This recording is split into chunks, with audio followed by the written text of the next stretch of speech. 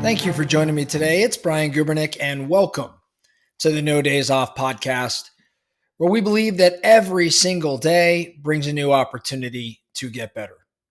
Today, we are getting better at leadership, a favorite topic here at No Days Off. Most everybody that is listening, that's part of the No Days Off Nation, you are either a business owner or you aspire to be a business owner. And we know, if you've hung out here for a little while at No Days Off, you know that the success of the business that you build is without question going to be very much dependent on the people that you bring into your world and how you, in fact, lead those individuals. Again, whether you're building a business now or you aspire to at some point, your people matter tremendously. So, something that I'd like to talk about, and full transparency, I'm working on this particular topic myself. So I do not think I am the master of this. Again, I am definitely a work in progress. But what I want to talk about is how to handle teammates or employees when they feel angry, when they're sad, when they're dejected, when they have emotion. See, in business, early in my business career, things were a little bit different. The world was a little different. The workforce was a little different. And I was generally taught that for the most part, you are there to support people professionally. But as a leader, delving into personal matters or emotional matters was kind of, it was something you shouldn't be doing. That was at least how I was mentored or how I was instructed. Now, as my career has progressed, and I'm 20 years now or so, more than 20 years in business, well, the workforce and the world has evolved. And there's an expectation, without question, and as there probably should be, that there is a deeper connection between employer and employee. There's a deeper connection between leader and teammate. And a lot of that just has to do with the fact that work and life are not as separate from one another as they once were. So where I'm going with this is today, I would not take the same approach in that you are really working with an entire person versus just supporting someone professionally, as I've even coached and taught many times in the past. So how do we approach, or how should we work with somebody that does display emotion at work, that may have some challenges that are impacting their work? How should you as a leader no longer simply avoid that or think those are conversations that shouldn't be had? Instead, how do you go about leading and influencing? Now, first, I think we got to discuss a couple of misconceptions. The first one I kind of already addressed, and that's that discussing emotions at work is unprofessional. I think that what you'll find today and what research will actually show you is that supporting someone that has some sort of emotional challenges is actually not unprofessional. It's the professional thing to do. As a matter of fact, research would show that culture conducive to expressing and responding to emotions, those teams that are in fact do that outperform the teams that expected their team members to simply check their feelings at the door. So again, the research today will show that those teams that respond to emotion, have that dialogue internally, they outperform those that do the opposite. The next misconception is that getting involved in someone's personal matters is potentially a slippery slope or perilous, I would say. Leaders are reluctant to engage with team members' feelings because they think that they may not have the right to intervene in someone's personal matters. Now, that being said, the world again has evolved. And there is an expectation for many that not only should the leader not avoid the emotion or the challenge, they should be asking about it and they should be consulting. Which leads to misconception number 3, that people who share their emotions want you to solve their problems. I'm certainly guilty of saying that in the past. That's just not accurate. Sometimes people share their emotions just because they want to talk or they want their feelings validated. They don't necessarily expect you to solve their problems. That's a misconception. So, if we are going to approach scenarios where there is, in fact, emotion, there's a Harvard Business Review article I just read that talked about the very first thing you need to do is have a framework for effective responses. And you need to start by asking two interrelated questions. Question number one: does your teammate, does your employee seem to be coping with whatever emotion it is they're experiencing, whatever challenge there is they are experiencing? Are they coping with it? Are they doing a good job coping? Number two, is your teammate or employee focusing on a time sensitive work goal right now? Okay, so number one, are they coping? Number two, are they working on a very time sensitive work goal right now? These are interrelated questions. So Harvard Business Review, this particular article would say, ask these two questions, and then based on the answers you'd give to these two questions, there is a framework or there is an approach that you should take.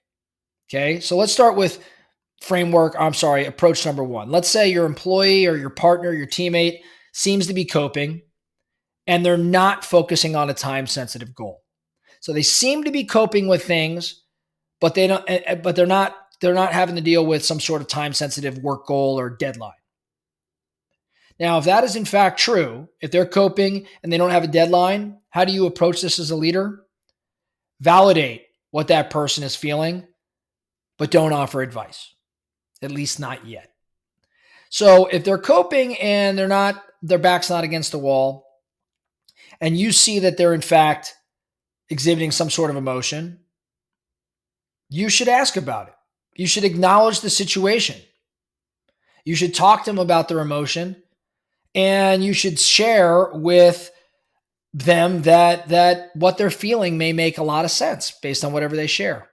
And it ends there. What you would not do is approach them and say, oh, well, here's how I would handle that. Or maybe you ought to try to see both sides of whatever you're dealing with. Not in this particular case. So validate. Okay, that's scenario one. Scenario two, let's make believe that your teammate is focusing on a time-sensitive work goal, but they're emotionally handling things. So they are still coping, but now they are on a deadline. How do you approach this? The guidance would be, don't engage right now.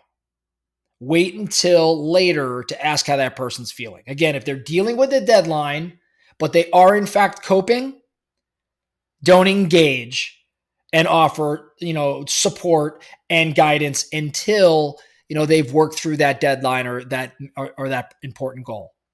A mistake that's oftentimes made is that you do, dive in and you want to know what's going on with them. And then you tell them, don't worry, it's not a big deal. Or, you ask them, are you feeling all right? And it throws them off, stresses them out, and causes them, some challenge with respect to hitting that deadline.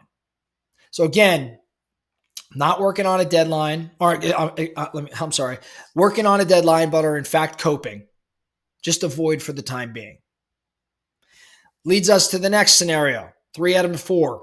Number 3, your teammate, your employee is working on an important time-sensitive task and doesn't seem to be coping with whatever they're dealing with emotionally. So they've got something that's really important for the company with a deadline in front of them, and emotionally, they're not coping with whatever it is they have to deal with. If that is in fact going on, they have a time-sensitive goal and they're not coping, you got to intervene. And you got to help that person focus. And you got to check in repeatedly.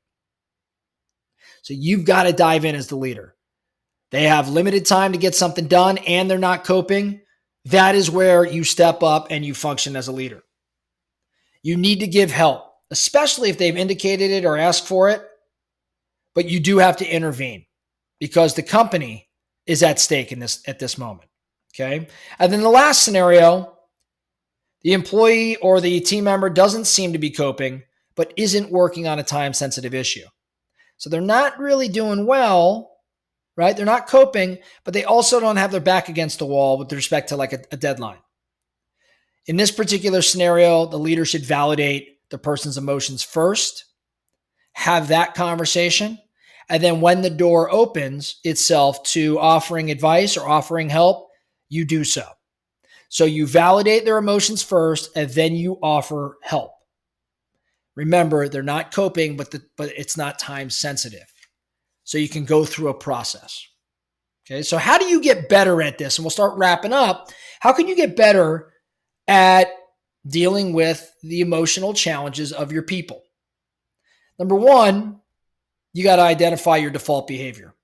What's your go-to response? For me, historically, it's been to ignore. It's just that's been my default. Whereas others, I know some of my peers, it's actually to do the opposite of that. It's to dig in and find out what's going on. Both default behaviors are not proper in all scenarios, as I just went through.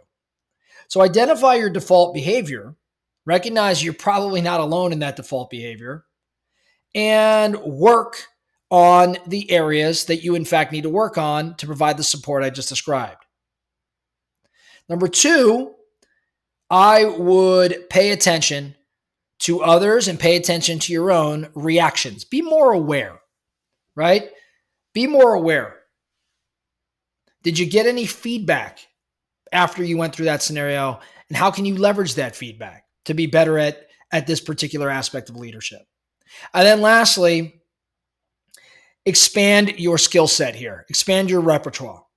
Dealing with people's emotions, dealing with your teammates' emotions in a way that fits each context requires having a bucket, I would say, of responses to choose from. Only once you get a few more reps here and you fine tune, your approach, will you actually be good at this. But you've got to build a portfolio of responses so that you can choose the approach that makes the most sense and it becomes more natural. So at the end of the day, leaders, in my opinion, have to be able to respond in a supportive manner to the emotions of their people.